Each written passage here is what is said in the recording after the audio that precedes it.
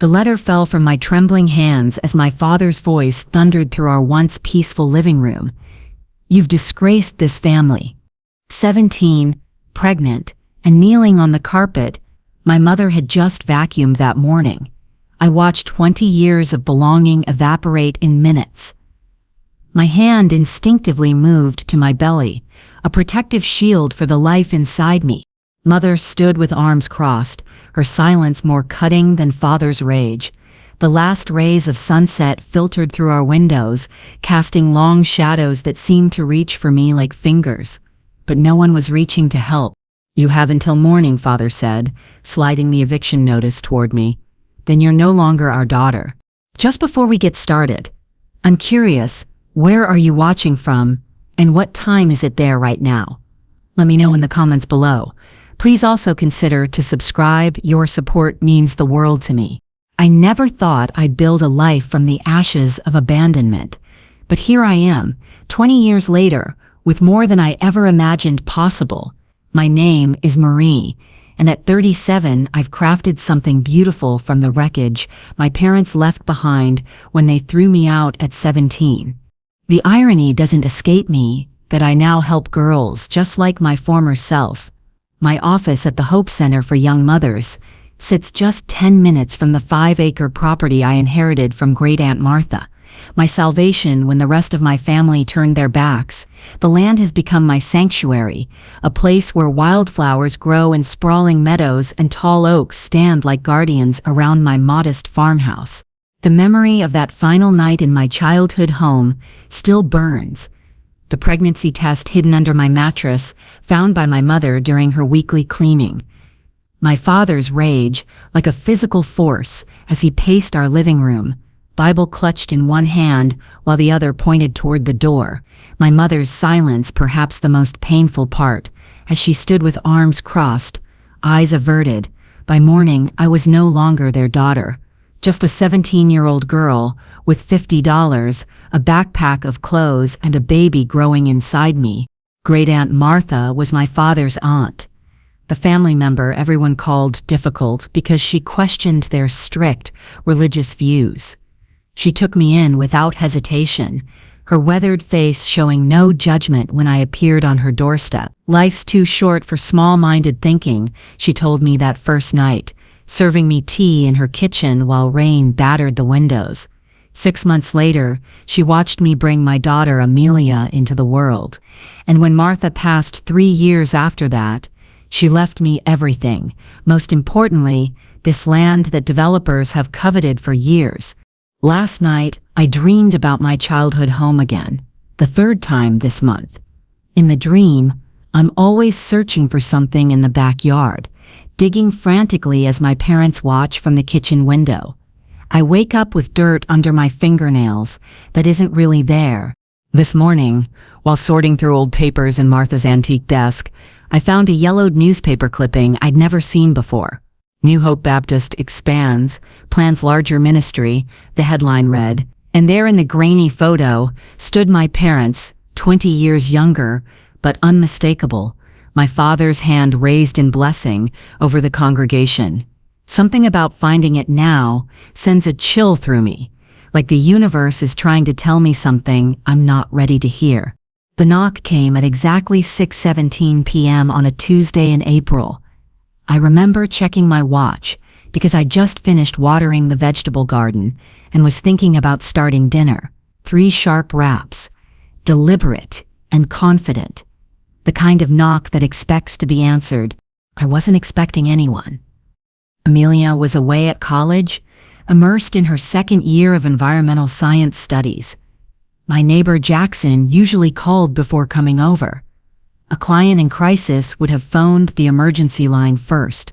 The late afternoon sun cast long shadows across my front porch as I opened the door, one hand still damp from the garden hose. And there they stood like ghosts materialized from my past, only older, with silver-streaked hair and deeper lines around their eyes.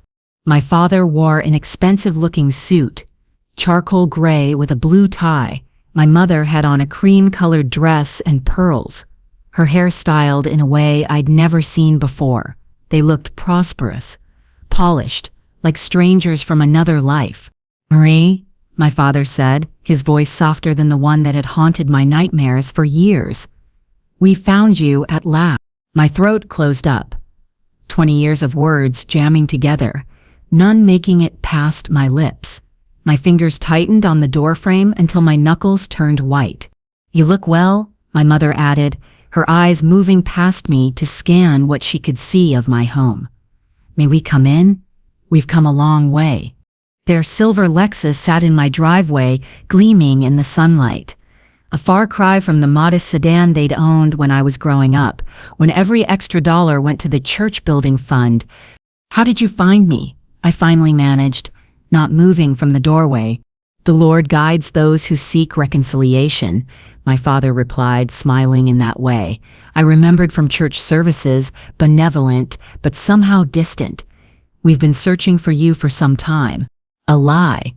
It wouldn't have been hard to find me if they'd truly looked. I wasn't hiding. My name was on the Hope Center's website. I'd even been featured in a regional magazine last year for our work with teenage mothers. "We've changed, Marie," my mother said, stepping forward. "Our understanding has evolved. What happened was, well, we were wrong." Something inside me, that 17-year-old girl, wanted to collapse into their arms, to accept whatever scraps of love they might now offer. But the woman I'd become stood firm. 20 years? I said quietly. "Amelia is 19 now. She's in college." My father's eyes brightened. "We have a granddaughter. We'd very much like to meet her." As he spoke, his gaze drifted past me again, this time lingering on the rolling acres behind my house. He squinted slightly, his head tilting as though assessing the property's dimensions. "What a lovely place you have here," he commented, his tone casual but his eyes calculating. "Your aunt's old homestead, isn't it? She always did have an eye for prime land." Something in his voice, a hint of something beyond family reconnection, raised the hairs on my arms. But before I could respond, my mother reached out and touched my hand, her fingers cool against my skin. "Please, Marie, just a conversation. That's all we're asking for today." I stepped back, not in welcome, but to create distance, to breathe air that wasn't filled with their presence. 30 minutes, in the garden. "I'll make iced tea." As they followed me around the side of the house, I noticed Jackson watching from his property line, his brow furrowed in concern. He raised a hand in silent question, and I nodded to let him know I was okay. But was I? My father paused at the edge of the garden, surveying the land beyond with an expression I couldn't quite read. "Beautiful country," he murmured, almost to himself. "Reminds me of that passage from Deuteronomy about the promised land flowing with milk and honey."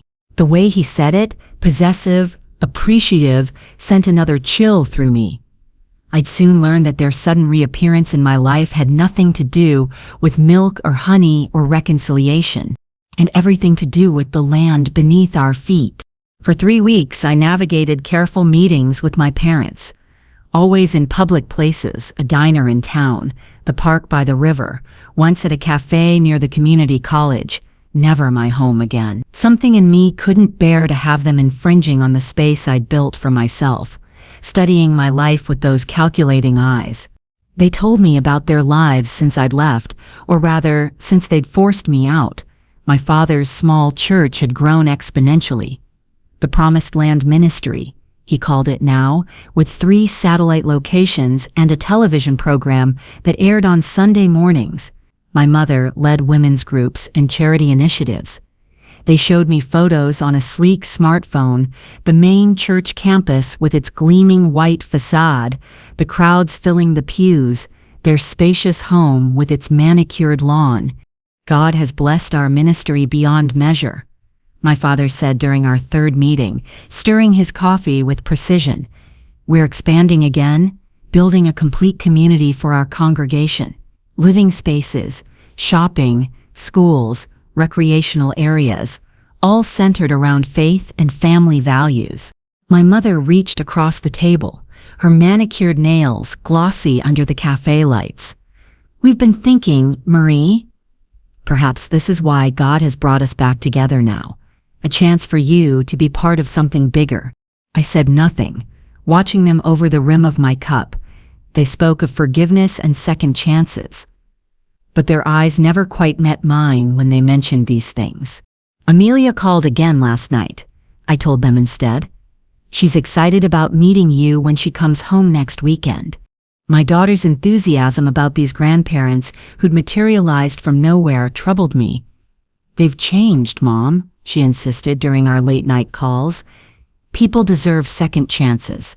Her words, so innocent and hopeful, made my stomach knot. She hadn't lived through the coldness of their rejection. To her, they were just interesting characters in her mother's backstory, now offering connection and family history. After that third meeting, my father stood to leave but accidentally knocked his portfolio onto the floor. Papers scattered, and as we both reached to gather them, I caught sight of architectural drawings, extensive plans labeled the Promised Land Community. For just a moment, I glimpsed what looked like my property boundaries, outlined in red, before he quickly shuffled the papers back into their folder. Clumsy of me, he said with a laugh that didn't reach his eyes. Getting older, I suppose. That night, I sat at my computer until 3 a.m., researching the Promised Land Ministry. Their website was slick and professional, videos of my father preaching to adoring crowds, testimonials from members whose lives had been transformed, donation buttons prominently displayed, but it was the Future Vision page that sent ice through my veins. A massive, planned community, described as a sanctuary for righteous living in these troubled times. The architectural renderings showed developments spanning hundreds of acres, directly adjacent to my land. I switched to the county property records website, a resource I'd become familiar with through my work, helping young mothers secure housing. Property after property around mine had been purchased over the last 2 years by various LLCs. Following the paper trail, each led back to the Promised Land Ministry or its subsidiaries. They were surrounding me. The next morning, I called Thomas, an old childhood friend who now worked as a county clerk. We'd reconnected years ago when I needed help navigating guardianship papers for a teen at the center. Those properties around your place? All bought within the last 18 months, he confirmed over lunch. They've been quiet about it, using different company names for each purchase. But yeah, your folks' ministry now owns pretty much everything bordering your land. He pushed a printout across the table. And they've filed preliminary permits for a massive development. The only thing standing in their way, my property, I finished, staring at the map where my 5 acres sat like an island in a sea of their acquisitions. That evening, as I walked the boundaries of Great Aunt Martha's land, my land pieces of the puzzle clicked into place. Martha's occasional cryptic comments about vultures circling whenever my parents were mentioned, the way developers had approached me periodically over the years with offers that kept increasing, the strange tension whenever Martha spoke of the springs on the back section of the property. In my kitchen, I pulled out the box of Martha's papers I'd kept after her death. Letters, legal documents, old photographs. I'd never fully sorted through them, the grief too raw even years later. Now I searched with purpose, finding a folder labeled simply Church Matters. Inside was correspondence between Martha and my father dating back 25 years. Their initial exchanges were tense but civil, discussing what appeared to be a proposed purchase of her land for church expansion. As I read further, the tone changed. My father's letters became increasingly pressuring, invoking religious duty and family obligation. Martha's responses grew more firmly opposed. The final letter from Martha, never sent but clearly drafted in anger, contained words that made my hands shake. You have coveted this land for years, Robert, hiding your greed behind Scripture. Now you've cast out your own daughter in her time of need.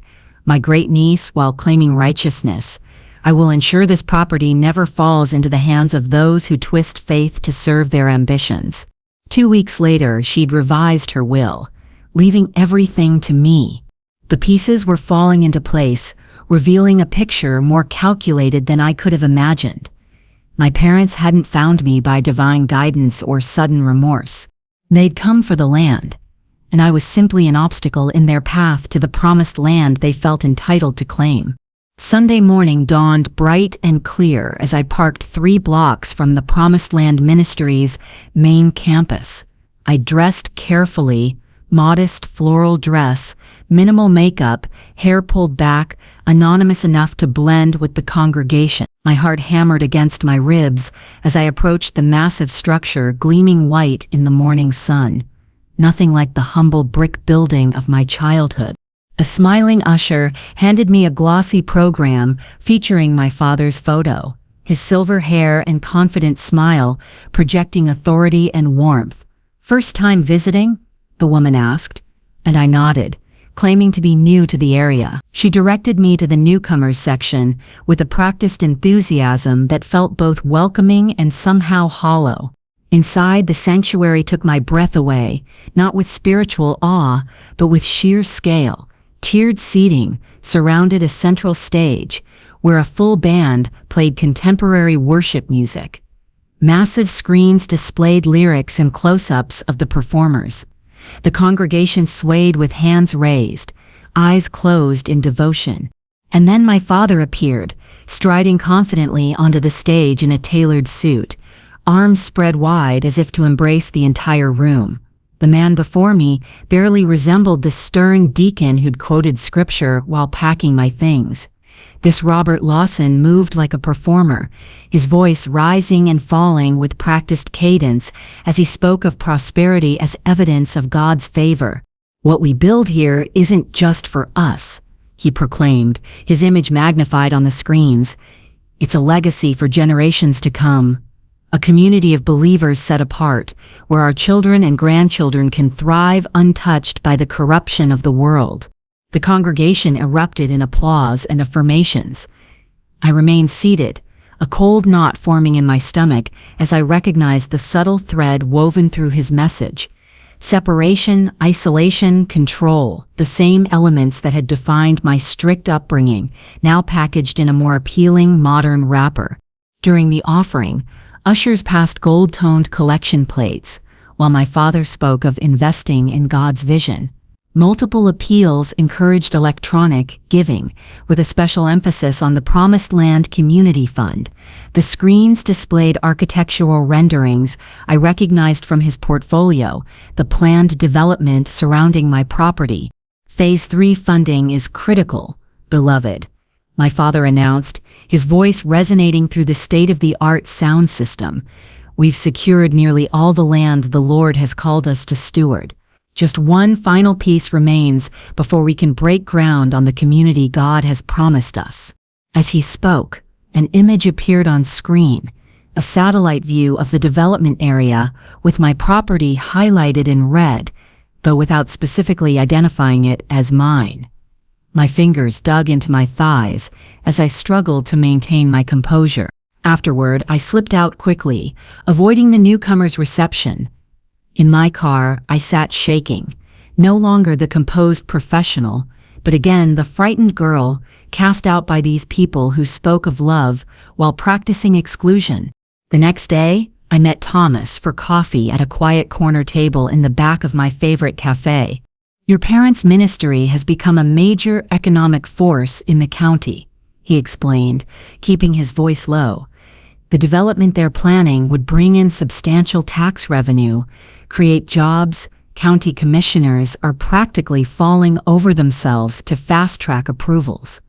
He slid a folder across the table. "These are the zoning variance requests they've filed.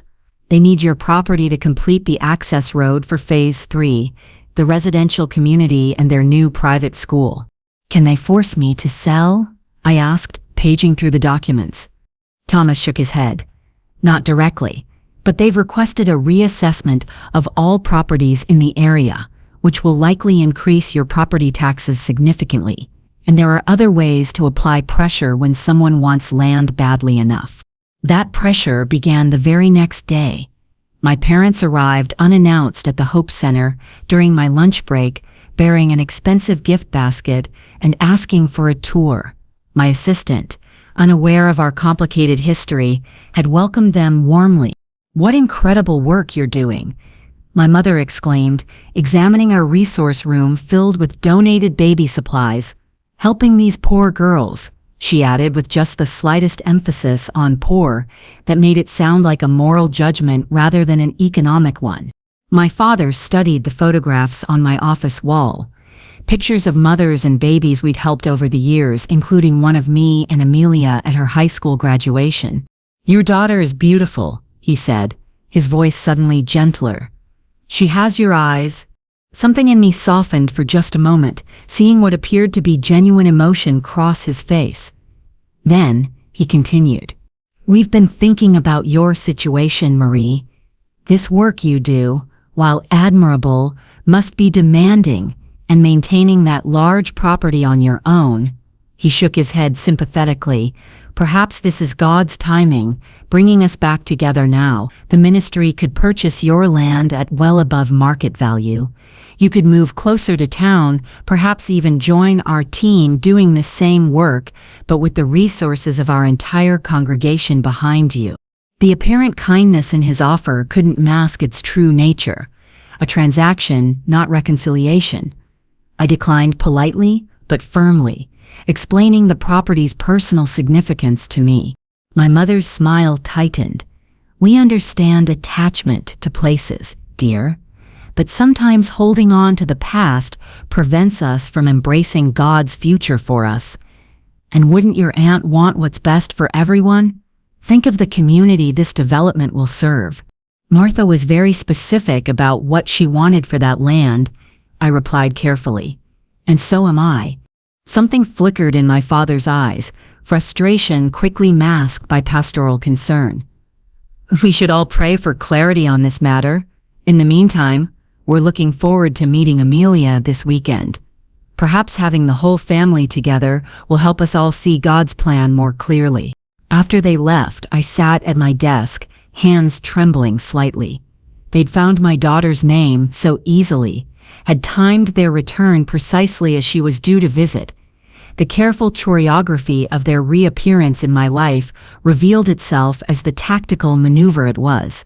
That night, I returned to Martha's papers with newfound purpose, searching for anything that might explain her fierce protection of the property. In a faded folder marked survey records, I found maps of the land dating back to the 1950s, with one area circled in blue pencil, the southwestern corner where a small stream emerged from rocky ground, creating a series of natural pools before disappearing underground again. Martha had made notes in the margins. Natural spring, tested 1978. Exceptional purity, and confirmed with Dr. Hendricks' unique geological formation, connects to aquifer. Attached was correspondence between Martha and a local environmental group discussing the spring's importance to the regional watershed. I'd always known about the pretty spring area. It was my favorite spot on the property, but had never understood its ecological significance. Another document caught my eye.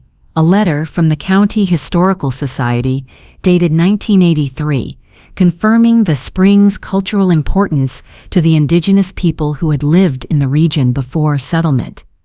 They had considered it a sacred site, a place of healing and spiritual significance. The final piece clicked into place when I found a newspaper clipping from 30 years ago.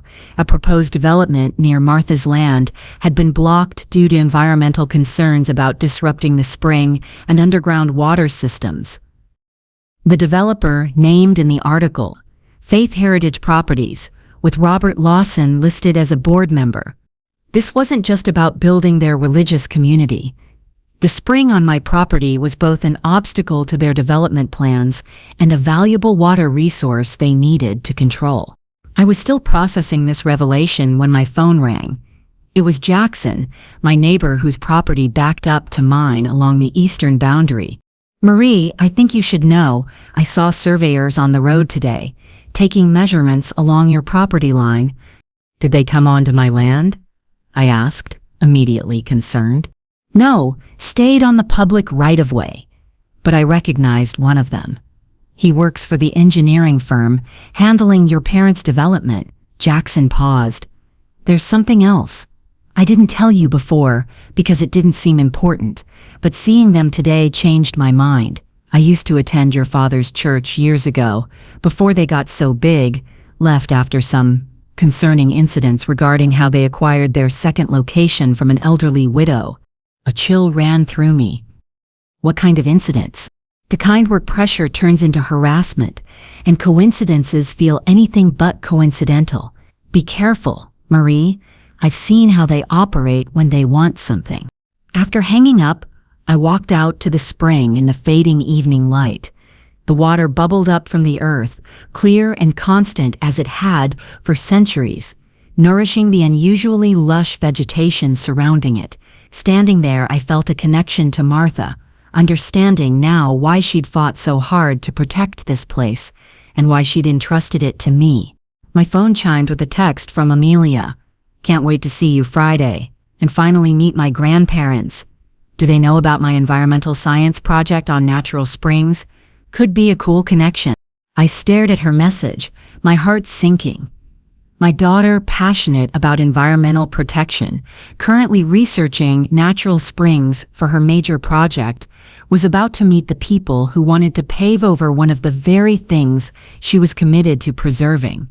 And they would use her enthusiasm, her natural desire for family connection, to try to reach their goal. As darkness fell over the property, I made a decision.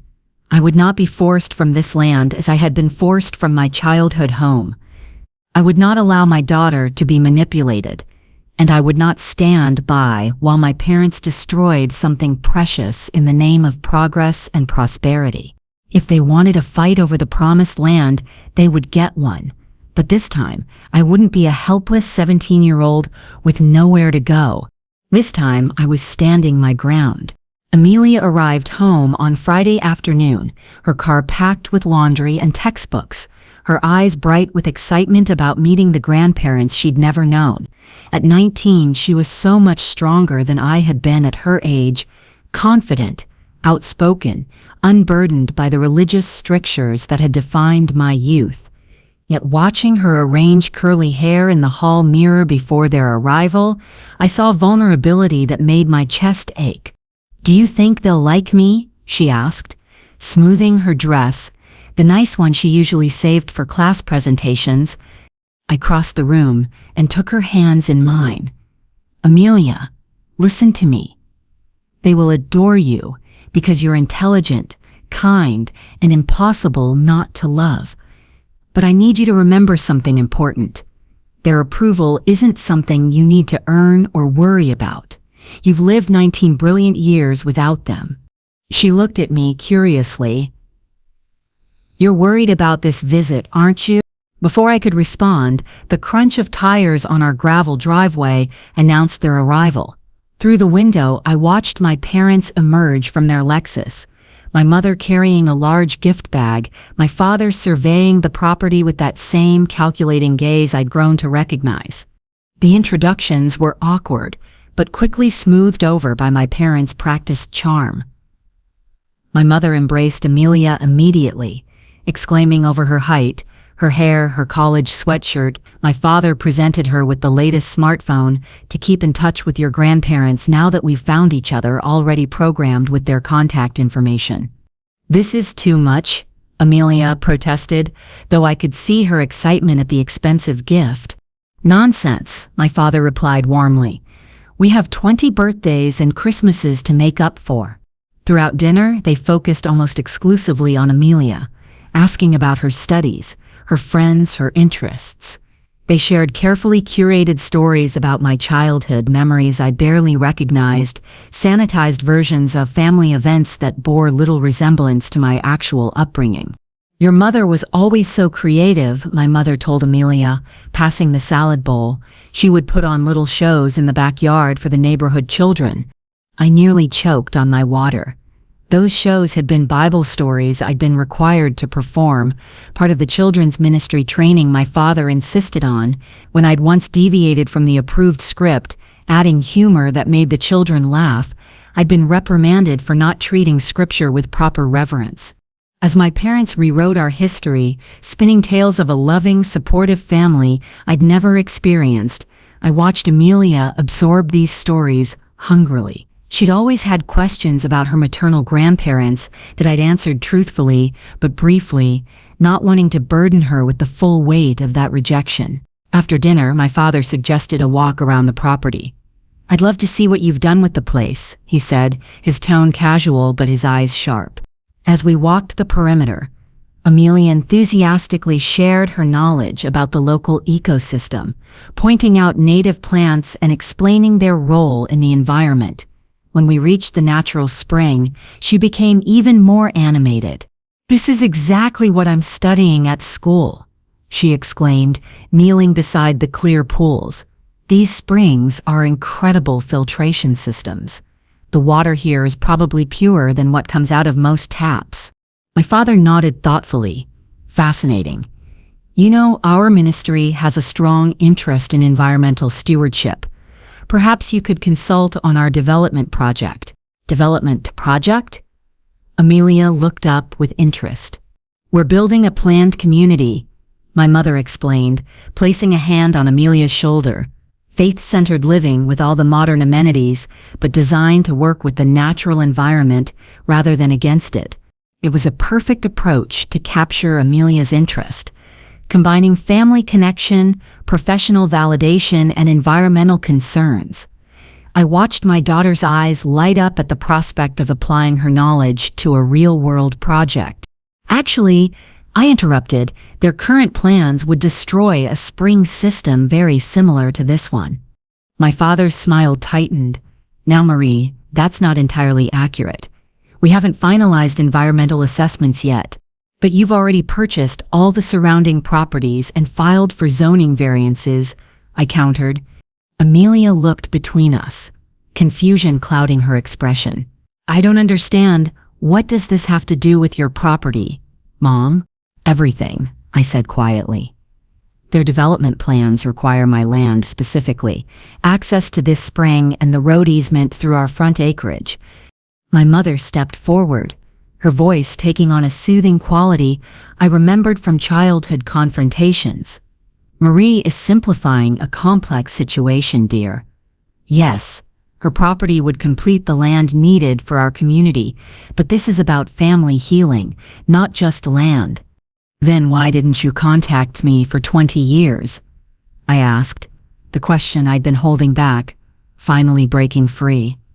"If this is about family, why wait until you needed my property to find me?" An uncomfortable silence fell. Amelia stood by the spring, looking increasingly distressed. My father cleared his throat, preparing what I was sure would be a carefully constructed explanation, when my mother unexpectedly spoke first. "It wasn't the right time before," she said defensively. "We were building the ministry, establishing our reputation, and you were so young when you left." "When I left," the words burst from me like a dam breaking. "I didn't leave. You threw me out. You gave me until morning to pack my things." "We always knew where you were," my mother continued, as if I hadn't spoken, her voice rising slightly. "We kept track through Martha's lawyer after she passed, but with the ministry's position on family values, it was complicated. And now with the community development reaching this phase, Robert felt..." She stopped abruptly, seeming to realize what she'd revealed. My father's hand closed around her arm in a gesture that appeared supportive, but which I recognized as a warning. "What my wife means," he said smoothly, "is that God's timing is perfect. The development opportunity helped us overcome our hesitation about disrupting your life after so many years. But the damage was done. They had known where I was all along. They had monitored me from a distance, not out of concern, but out of calculation, waiting for the right moment to reappear when it served their interests." Amelia stepped away from the spring, her expression hardening as she moved to stand beside me. "You knew where my mother was for 20 years and never once tried to contact her, never once asked about me." "It's not that simple, Amelia," my father began, reaching toward her. "There were spiritual matters to consider. The ministry's reputation, It seems pretty simple to me, she interrupted, her voice steady despite the tears forming in her eyes. You abandoned your daughter when she needed you most, and now you want something from her.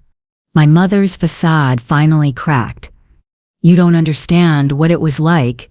We were respected members of the community. A pregnant teenage daughter would have destroyed your father's position in the church.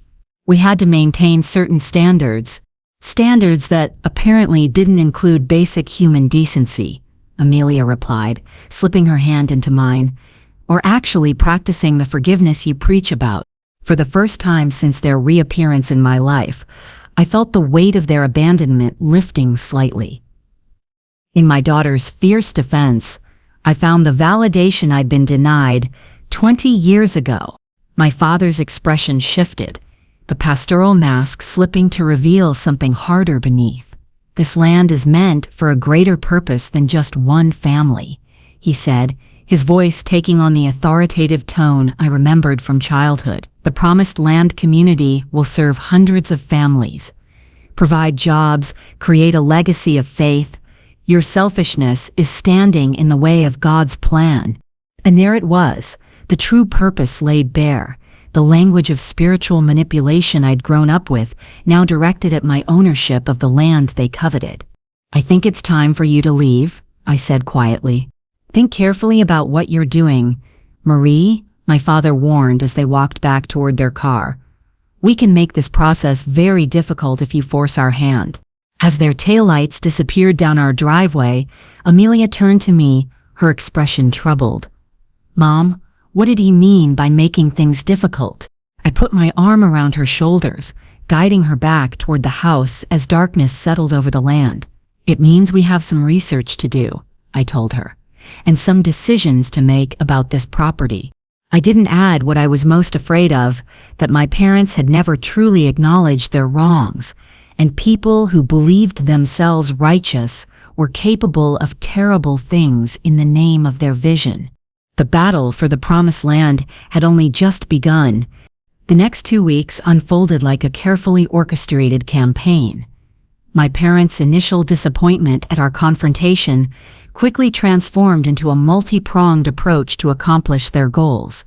First came the charm offensive directed at Amelia. Despite her initial anger at their revelations, they persisted with texts, calls, and emails, sharing old family photos, stories about my childhood that portrayed themselves as strict but loving parents, offers to show her the family history she'd been denied. They sent another gift card, Amelia told me one evening, showing me her phone, $300 for the campus bookstore, and they want to take me to dinner to discuss a summer internship with their environmental consultant. Are you considering it? I asked carefully, trying to respect her autonomy while fearing their influence. I don't know. They're trying really hard. She looked up from her textbook. Why are you so against giving them a second chance? Everyone makes mistakes. This wasn't just a mistake, Amelia. They abandoned me completely. They've known where I was for years and never reached out until they wanted something. Her expression softened. Maybe selling the land would be a way to finally put the past behind you. You're always telling the girls at the center not to let their traumas define them. Her words stung because they contained a grain of truth. Was I holding on to the land partly because it represented my defiance against my parents? But before I could respond, my phone rang. Thomas from the county office. Marie, you need to see this, he said without preamble. They filed a petition challenging your aunt's will. What? That was settled almost 20 years ago. They're claiming Martha was mentally incompetent when she changed her will in your favor, that you exercised undue influence as a vulnerable pregnant teen. Cold anger washed over me. Martha was sharp as a tack. Until the day she died, everyone knew that. It's a long shot legally, Thomas agreed, but it creates complications, potential legal fees, and most importantly, a cloud over your title that will make it difficult to do anything with the property until it's resolved. The next day, I received notice of a substantial increase in my property taxes. based on the county's reassessment of land values in the area, values inflated by my parents' own development plans. The letter was followed by a voicemail from my father, his tone concerned but with an undercurrent of satisfaction. "We've heard about the tax reassessment, Marie. Another sign that holding on to such a large property might not be in your best interest. The ministry's offer still stands, well above market value, enough to buy a nice place in town and set aside money for Amelia's education. Think about what's truly important." Their pressure tactics escalated when members of their church began stopping by the Hope Center, first as interested visitors, then as concerned citizens questioning whether our programs aligned with community values. Rumors circulated among our donors about financial irregularities, baseless but damaging enough that I spent hours reassuring supporters and showing them our impeccable records. Through it all, Amelia grew increasingly confused and distressed, caught between loyalty to me and the natural desire to connect with her newfound grandparents. I found her one night at the kitchen table, surrounded by old photos and letters I'd kept from Martha. "Why didn't you ever tell me the whole story?" she asked, holding up a letter Martha had written describing her confrontation with my parents over their treatment of me. "This says they tried to get control of her land years before you came to live with her." I sat beside her, gently taking the letter. I didn't know the whole story myself until recently. Martha protected me from a lot of it. "This isn't just about a family disagreement, is it? This is about them wanting this land for a long time." I nodded. "I've been doing more research. Come with me." In my home office, I showed her what I'd discovered. Maps of the aquifer running beneath our property, environmental impact studies from similar developments, the precious geological uniqueness of the spring. Their development would essentially cap the spring, I explained. They've designed it to look environmentally friendly on the surface, with green spaces and solar panels, but the infrastructure would irreparably damage the underground water system. Amelia studied the documents, her environmental science training allowing her to understand the implications. This spring feeds into the whole watershed. Does the county know this? Not fully. The previous environmental studies are old, and they've hired consultants who are downplaying the impact.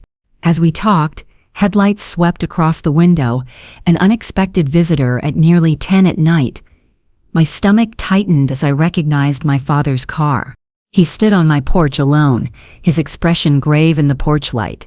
For a moment, I glimpsed the father I remembered from childhood, authoritative, certain of his moral high ground. "This has gone far enough, Marie," he said without greeting. "We've been patient, but you're forcing us to take a harder approach. By challenging Martha's will? By harassing my workplace?" He dismissed this with a wave.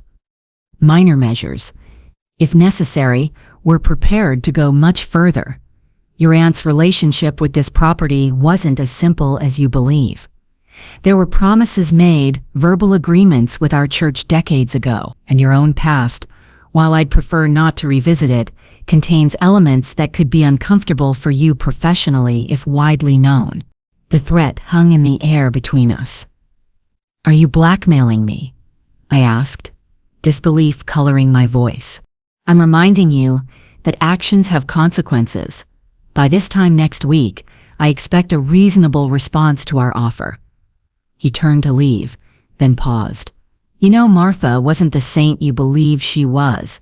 Ask yourself why she never allowed anyone to drill a proper well on this property, what she might have been hiding."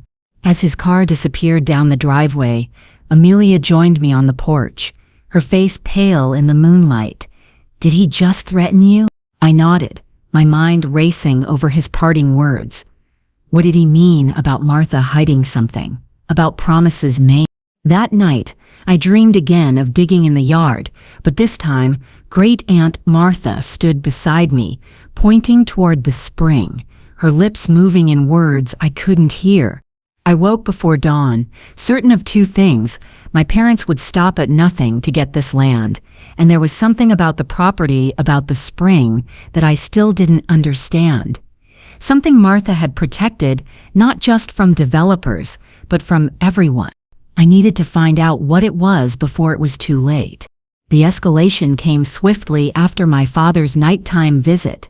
Church members began parking along the road near my property, holding prayer vigils for healing and resolution of family conflict. Social media posts appeared questioning the Hope Center's practices, suggesting we encourage teen pregnancy rather than prevention. An anonymous complaint triggered a county inspection of our facilities. The most painful blow came when Amelia returned from a lunch with my parents, her expression troubled. They showed me plans for the houses they want to build for us in their community, she said, placing a glossy brochure on the kitchen table. Side-by-side homes, at the center of the development. They said it would be a fresh start for everyone. I flipped through the brochure, noting the careful positioning of our promised homes, directly where the spring currently flowed. Did they mention this location would require capping the spring you're so concerned about? Her eyes widened. No, they focused on how we'd be at the heart of the community, how you could run an expanded version of the Hope Center with their funding. And what did you say? That I needed time to think. She hesitated. Mom, is there something about this land beyond the spring? Your father mentioned Martha was unusually protective of it, that there might be environmental concerns we don't know about, pollutants or contamination she was covering up. The suggestion was so absurd, I almost laughed. Martha had been passionate about preserving the natural environment, not hiding damage to it. But the seed of doubt had been planted in Amelia's mind, exactly as my father intended. That afternoon, I called Jackson, whose family had farmed in the area for generations. Martha hiding contamination, that's nonsense, he confirmed. If anything, she was paranoid about keeping the water pure. Wouldn't even use chemical fertilizers within 100 yards of that spring. Do you know why she was so protective of it? Jackson was quiet for a moment. There were stories about that spring when I was growing up. Local indigenous people considered it sacred, healing properties, they said. And there were rumors about the water being special somehow. Martha had it tested regularly by a scientist friend from the university. Did you ever hear anything about promises or agreements regarding the land? Not promises, exactly. But I do remember tensions between Martha and the church. Your father's predecessor wanted to build a baptismal facility using the spring water. Martha refused, said the land wasn't meant for development of any kind. There was talk of them trying to buy it from her directly in the 80s, before your father took over. After we hung up, I walked out to the spring, Amelia joining me silently. The water bubbled up clear and constant as it had for centuries, disappearing back into the earth through a series of small pools ringed with unusual vegetation. What would Great-Aunt Martha want us to do? Amelia asked, carefully stepping on the flat stones surrounding the water. Protect it, I replied without hesitation. She believed this place was special, meant to remain as it is. That evening we received unexpected visitors, two elderly women who introduced themselves as representatives of the local tribal council. They'd heard about the development threat through community networks. This spring has significance to our people, explained the elder of the two, Margaret Whitefeather. Our ancestors considered it a place of healing and spiritual importance. Its waters flow underground to the river that gives this region life.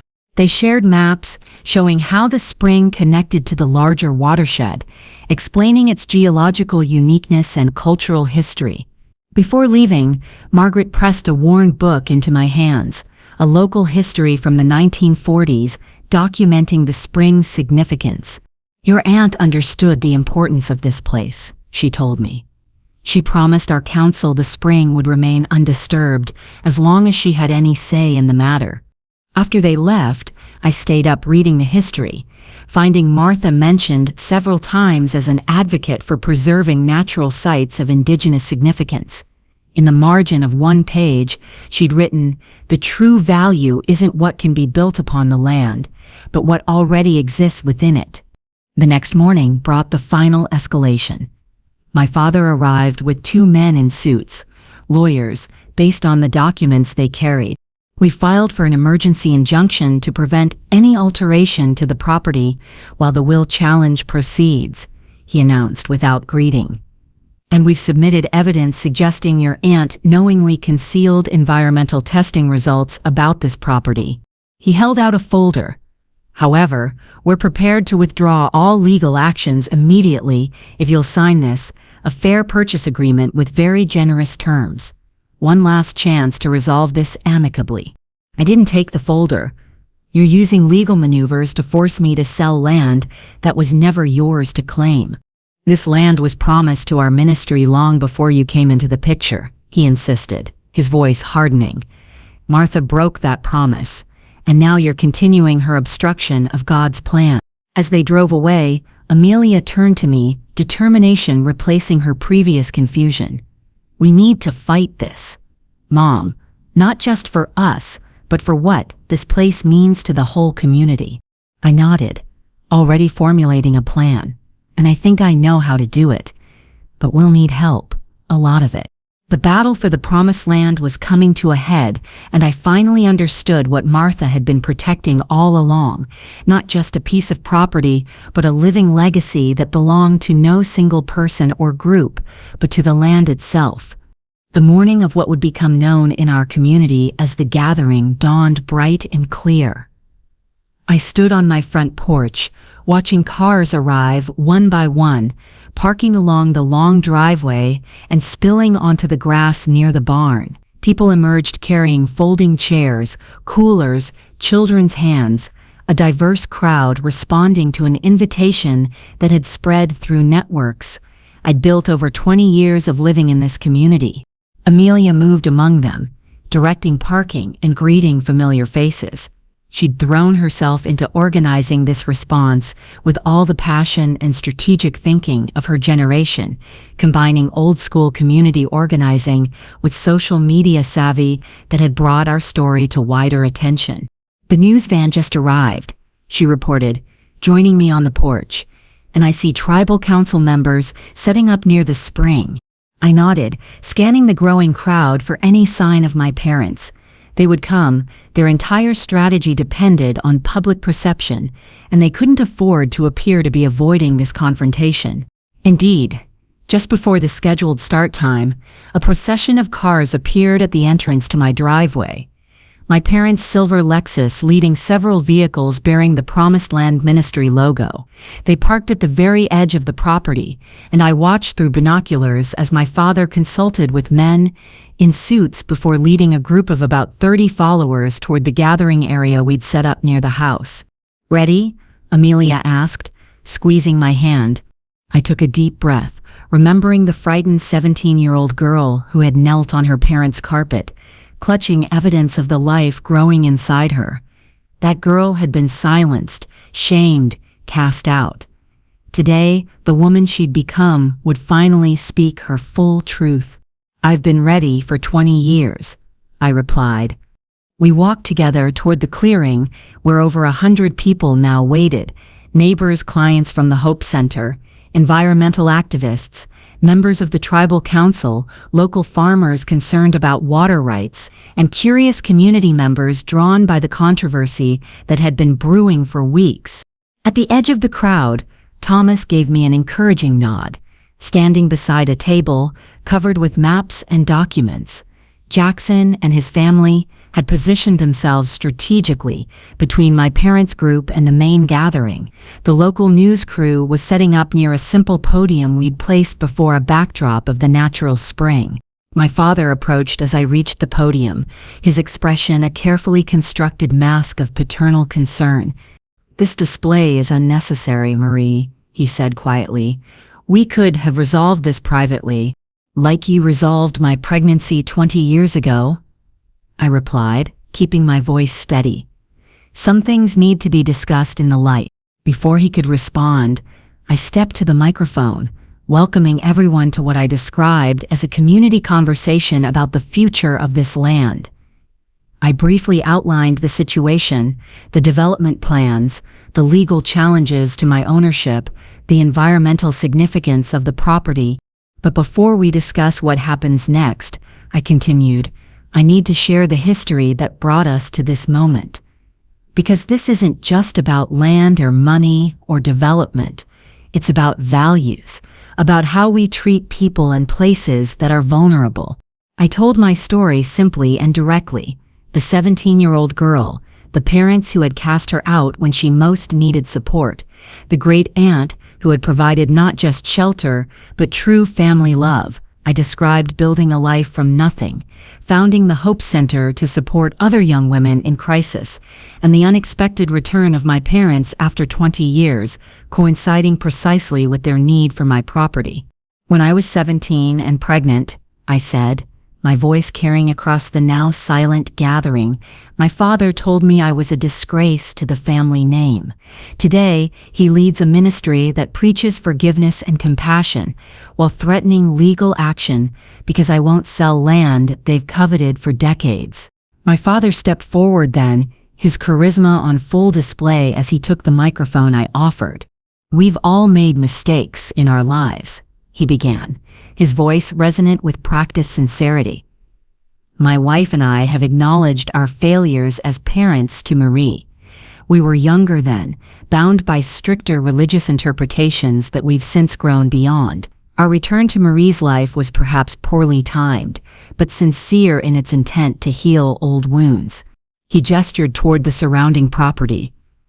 As for this land, yes, we believe it could serve a greater purpose as part of our community development. A development that would provide housing, education, and spiritual community for hundreds of families. Is one person's attachment to property more important than the needs of many? A murmur ran through the crowd. His framing resonated with some, particularly those from his church who nodded in agreement. But before the moment could build in his favor, Margaret Whitefeather from the tribal council stepped forward, her dignified presence commanding attention. This isn't about one person's attachment, she said clearly. This spring has sustained life in this region for centuries. Our ancestors recognized its sacred nature long before any development was imagined here.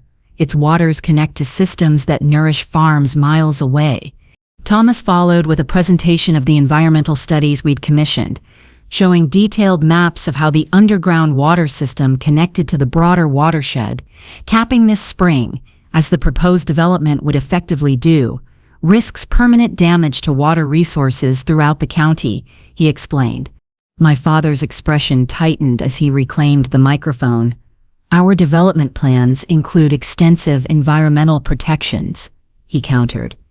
We've commissioned our own studies that show minimal impact by the same engineering firm your ministry partially owns, Jackson called out, distributing copies of business filings we'd uncovered. Hardly an independent assessment. The crowd's mood was shifting, the conversation growing more heated as people began to understand the full implications of what was at stake. My father, sensing he was losing ground, changed tactics. Marie speaks of being cast out, of our failing as parents, he said, his voice taking on the righteous tone I remembered from childhood scoldings. What she hasn't shared is her own behavior as a teenager, the defiance, the boy from a troubled family, the deliberate flouting of values we'd tried to instill. Yes, we responded harshly, but actions have consequences. A chill ran through me as he turned directly to me. And speaking of consequences, Martha's ownership of this property was not as straightforward as you believe.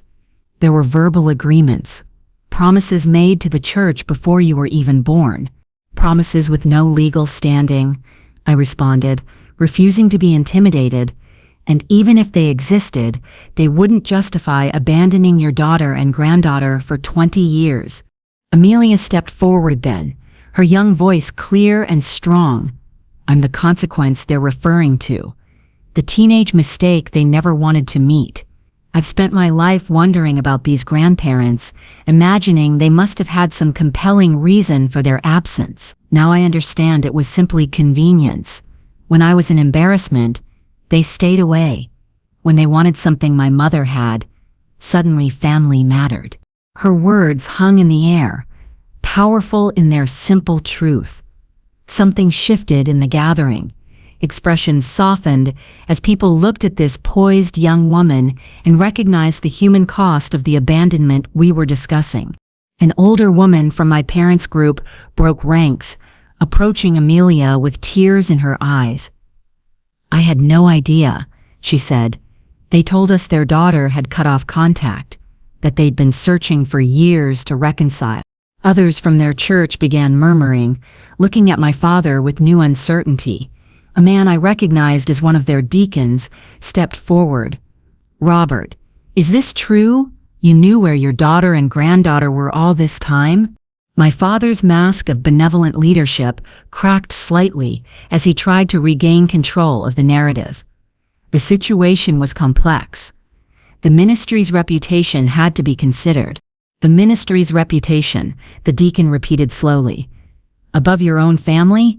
As whispers spread through his followers, my father made a final play, his voice rising with the authoritative tone that had once made me tremble. "This property has been dedicated to God's purpose. Your aunt made promises to our church that she broke out of spite. This land is meant for our community, not to sit unused because of one woman's stubbornness." His words echoed across the sudden silence. Into that space, I stepped forward once more, holding up a document I'd found just days before, hidden in Martha's old Bible. "My aunt made no promises to your church," I said quietly. "She made a promise to protect this land from development that would destroy its natural character. A promise documented here, in a covenant she created with the county land trust and tribal representatives 40 years ago." I handed the document to the news reporter who had moved closer. "This conservation easement, filed with the county but somehow misplaced in their records, legally prohibits any development that would cap or divert the natural spring. It's binding on all future owners of the property." "That can't be valid," my father sputtered, his composure fully cracking. "We've researched every legal restriction." "It's valid," Thomas confirmed, holding up official copies retrieved from state archives. "And as of yesterday, registered with the county and state preservation office. This property can never be developed in the way your ministry has planned. Not now, not ever." The revelation rippled through the crowd. My father's followers looked confused, then increasingly dismayed as the implications became clear.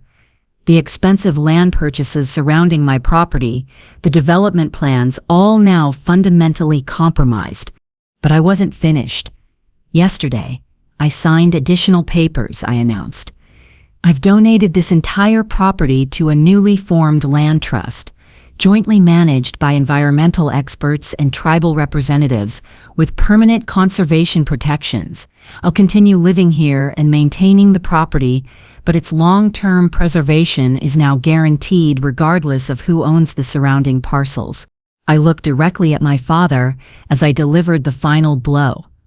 "The Promised Land will remain exactly as it has been for centuries, a natural spring, flowing freely, belonging to no one and everyone, just as my aunt intended, just as it should be."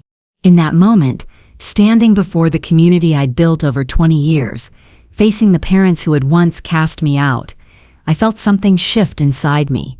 A weight lifting, a circle completing. I was no longer the frightened girl seeking approval, or even the defensive woman protecting what was hers. I had become the protector of something larger than myself, continuing a legacy that would outlast all of us. And in doing so, I had finally completely set myself free. The aftermath unfolded gradually, like ripples spreading from a stone dropped in still water. My parents left the gathering without speaking to me directly, their carefully constructed facade of family reconciliation abandoned along with their development plans. Within weeks, their ministry began quietly selling off the surrounding properties they'd acquired, taking significant financial losses in the process. The conservation easement's rediscovery sparked an investigation into how such an important document had disappeared from county records in the first place. Thomas discovered that decades ago, when my father first joined the church leadership, records pertaining to Martha's property had been misplaced during a renovation of the county offices where a church elder had worked as an administrator.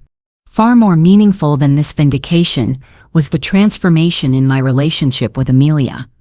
The tension that had built during my parents' campaign dissolved, replaced by a deeper understanding between us.